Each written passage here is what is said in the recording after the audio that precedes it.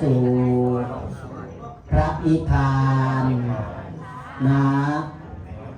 ปัจจโยโหตุว่าตามเดิมคุณพอเฉลิมอีกอย่าง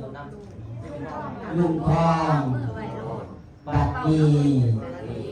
เจ้าตายพึงเอาบุญที่เอ็กขาแล้วไปเกิดในที่ดี